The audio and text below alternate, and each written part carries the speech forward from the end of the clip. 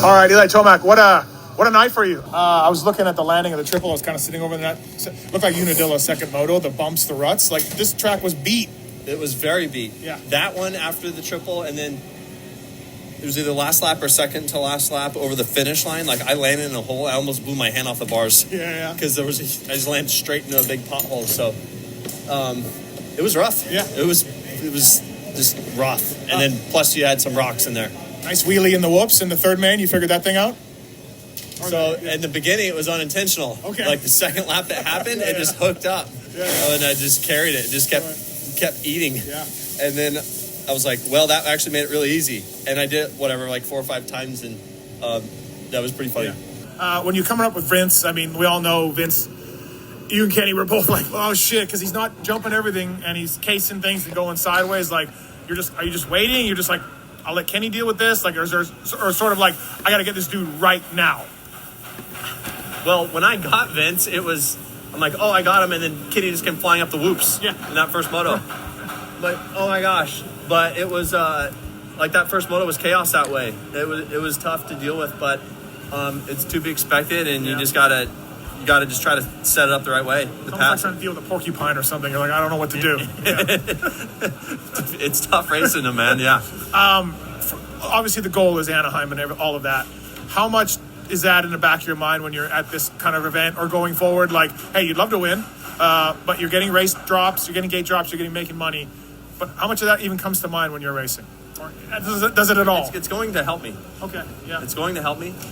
And this track tonight was a condition I really struggle on, that I feel like I've been struggling on the past couple of years, and I thought I rode it pretty well. Okay.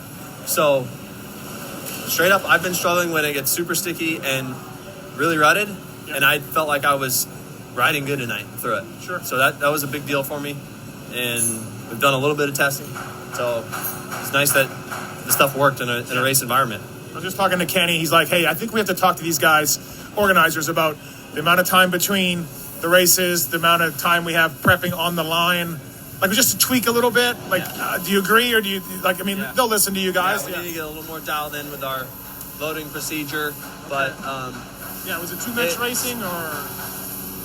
I had a lot of fun. I don't know what's right, but it's different. It's a good mix-up that way. It's a little bit... The only thing I don't like about the procedure here, as well as Donations and MXGP, is we don't get any mechanic assistance on the gate. Yeah.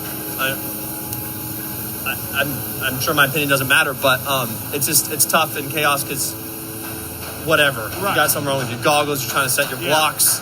You have no assistance up there. Kenny's talking about how he's got to start his bike too, so he's got that problem. It's tough. It's just different dealing with that stuff. So no paddle. We know this is a whole thing that we talk about in the media. This off-road tire you got going on, is this going to be something that you think going forward? Yeah, it is. Okay. It is, and now everyone's going to get this thing. Yeah, I mean, everyone might see it and get it, but it's what's working for me currently. Yeah. Okay. That's really impressive to get into second in the second main, and then I don't know what happened. You went down.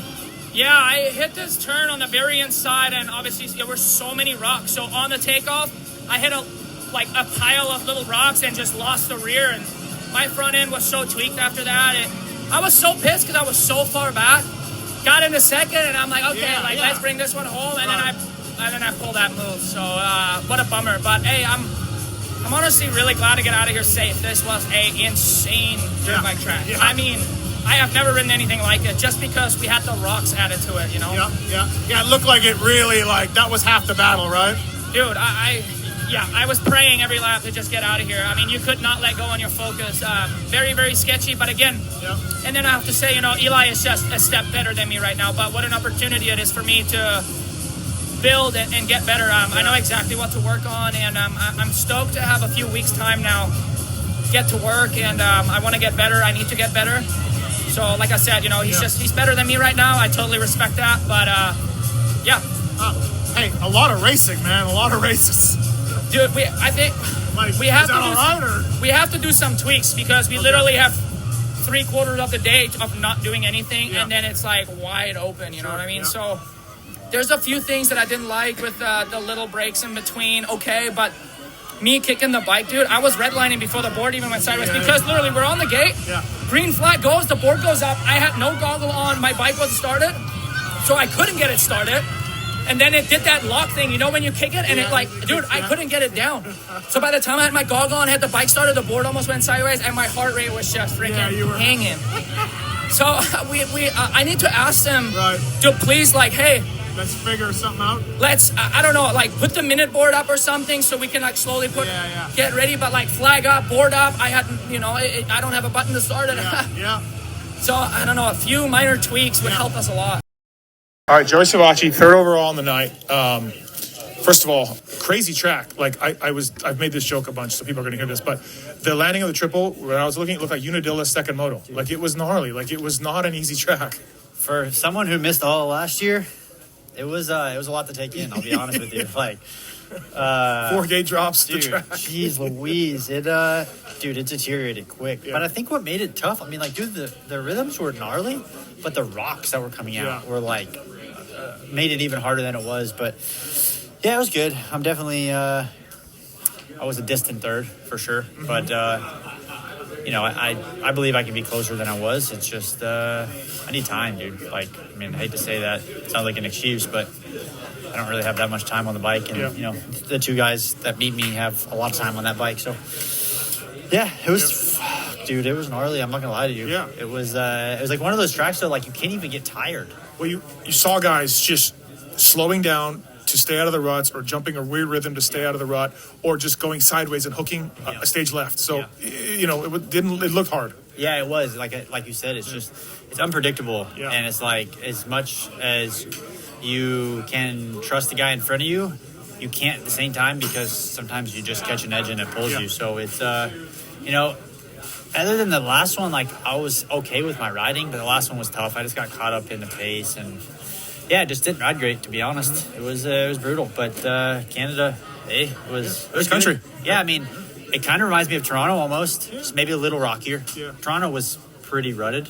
Especially the early years of Toronto was worse than the later. Yeah, so it, I mean, dude, 2 weeks ago when I raced, you know, Brisbane, it was concrete with pebbles and dust, and then we come here and it's the complete opposite. So I'm getting the full treatment of track conditions. So bike setup wise, like, did you run the Brisbane thing, or did you really were you adjusting all day, or?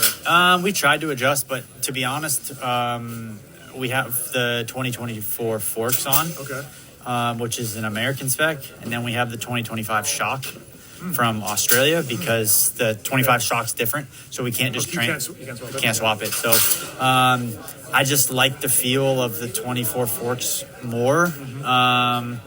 So that's what we need to do.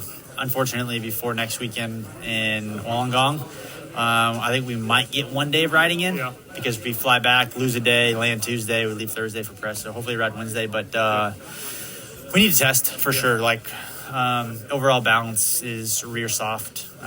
So, you know, considering honestly, like, we really haven't tested.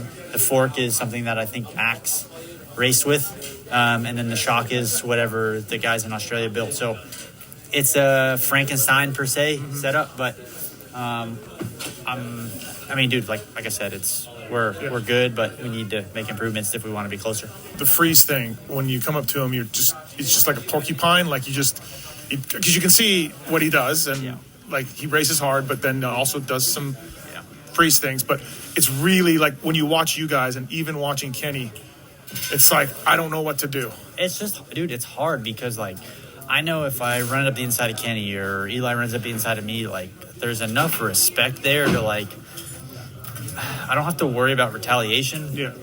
And with him, like, it's frustrating, because, like, dude, if you're slower, you know, like, put up a little bit of a fight. But, like, if I go up the inside of you, the problem is that if you try to make a pass and you force a pass, you got to worry about getting destroyed in the next corner, you know? So, like, but also not only that, but if you do something now, you got to worry for the rest of the season, because he's the opposite of Nemo. You can literally see you guys being hesitant. Like, honestly, and it's just because it's like, you can't trust them, unfortunately, you know? Like, and if Kenny ran up the inside of me, or I ran up the inside of Kenny, like, I just know that I would do it once, maybe twice, but like on the third time, it's like, okay, he's faster than me. I'm going to try to learn something. Whereas with that situation, like, you're beating it.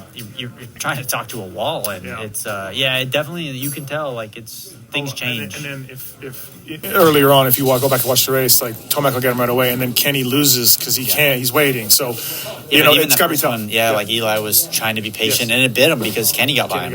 And it's just, I don't know, dude. Like I get it, but at the same time, there's one guy, in my opinion, that just makes this not fun. Yeah. Not that racing should be fun, but like it should be good, hard battling. And there's just really one guy, and it just sucks. Like I'm all about hard racing, but it's like borderline. You got to worry about the guy being maybe turning his brain off.